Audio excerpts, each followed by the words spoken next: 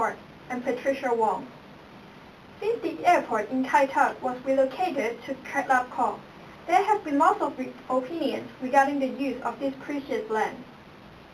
In 2006, a blueprint of the Kai Tak development plan has been published. The overall intention of the planning was to develop Kai Tak as a green heritage, tourism, and sports hub of Hong Kong. The 328-hectare Kai Tak site will be developed into sub-districts with a cruise terminal, a multi-purpose stadium complex, a 24-hectare metro park, offices and hotels, with residential housing scattered throughout. There will be medium and low-rise building as well as the high-rise public housing developments in the northern part. The domestic GFA in total is about 1.97 million square meters. That would mean about 30,000 number of flats for a population of about 86,000. And of these, about 13,000 flats will be provided by the public housing for a population of about 35,000. The site will be connected to other parts of Hong Kong by a proposed Sha Tin to Central rail link, which will connect Tai Wai and Central, and Route 6, a highway linking Kowloon West and Tseung Kwan O. The first half of the cruise terminal have already been completed and will begin operation this year in June, while some facilities have already begin construction. There is still controversy over the building of some facilities, such as the multi-purpose stadium complex and the public rental housing. Chief Executive C.Y. Leung have proposed some changes last year in September.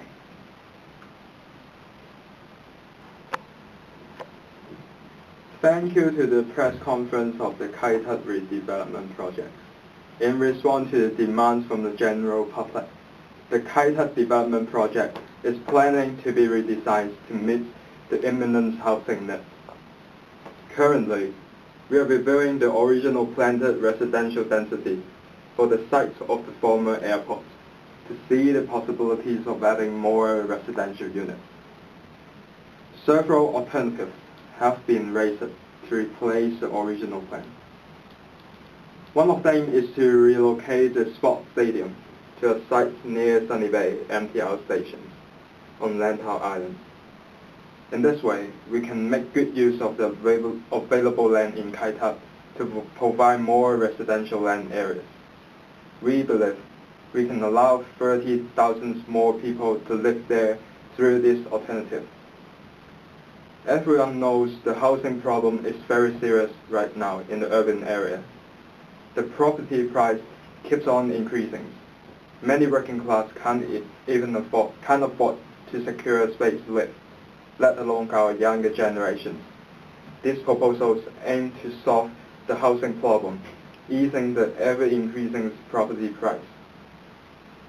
We understand the concerns from the sports committees. Therefore, we wouldn't abandon the plan to build a sports stadium. We will continue to build a stadium in Sunny Bay. The new location is much larger, so we have a larger space for future expansions.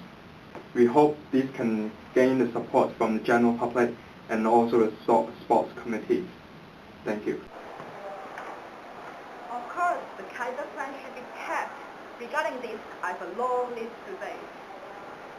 According to the Kai Tak planning review, Kai Tak was a hub for leisure and sports. It's not just a stadium project, but a significant catalyst for the development of sports for Hong Kong citizens. Locating a sport complex in Kai Tak has several advantages. First, there will be a strong community support from the surroundings in the West Kowloon district. Retail, dining, and offices are located just next to the sports complex so as to support the development for the whole project.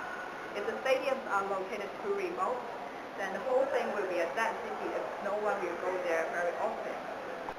Second, the whole project will be an innovative and coherent design with all other facilities, such as the parkland, multi-purpose open space, and art hub. All these are complementary and interdependent as the content of the whole development plan. Third, Hong Kong does not have a world-class sports event venue that can contain over 50,000 seats. Also, there is a shortage of smaller size arena that is for athletes and citizens. Therefore, the Kaida Sports Complex is very, very important for activating the sports and leisure lifestyle in Hong Kong. After all, it is a promise of Hong Kong government that the sports complex will be built in a large scale. Despite the shortage of housing, the development of sports should also be equally weighted, as sustainable urban planning should not be one-dimensionally executed if we want a prosperous, healthy, and diverse society. I'm a citizen in Hong Kong. Of course, I will support building more housing, public housing estates in Kai Tak instead of building the stadium. To the grassroots livelihood in Hong Kong is becoming harder and harder. We are not only facing the pressure of rapid inflation, but also the shortage of public housing supply. Do you know how many people in Hong Kong are waiting for just a small flat allocated by the government? That is 210,000 currently.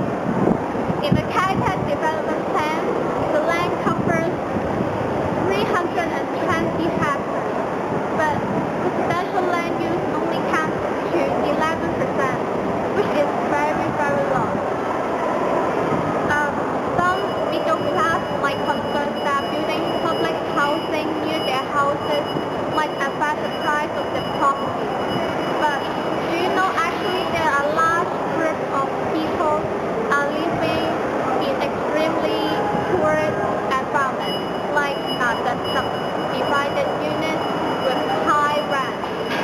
We're just grassroots and do not have enough money to buy a flat in Hong Kong. But do we deserve people like that?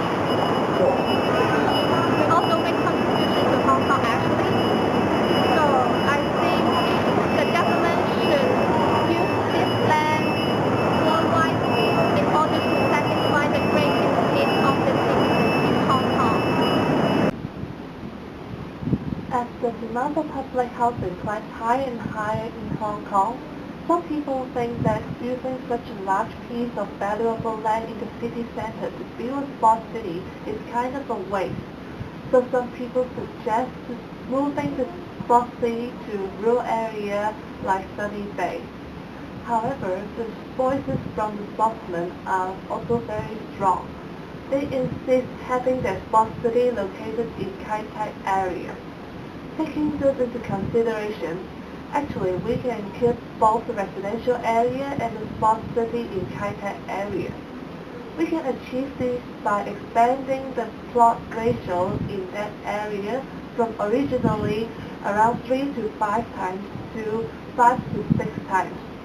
Then the building density in that area will be much higher. Some local parties also suggest that we can change the original plan of the stadium, moving the secondary stadium to the south of the main stadium. In this way, we can release more land for residential use and at the same time maintain the scale of the original sports city. This may be a win-win way for both people who want a sports city and for those who are urging for residential land. Another approach is to cut half of the sports city.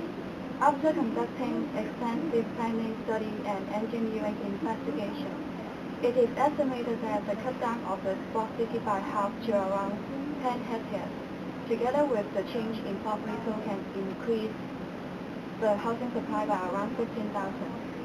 So I think this may be a possible way to promote sports and at the same time to ease the increasing housing demand. So in short, I think these two alternatives are worth considering as it may allow us to reach a win-win situation. The Kai Tak development plan does not only concern the future development of Kai Tak, but also indicated future development of Hong Kong. The government has to try their best to balance the needs of different parties while striving the best use of this precious land in Hong Kong.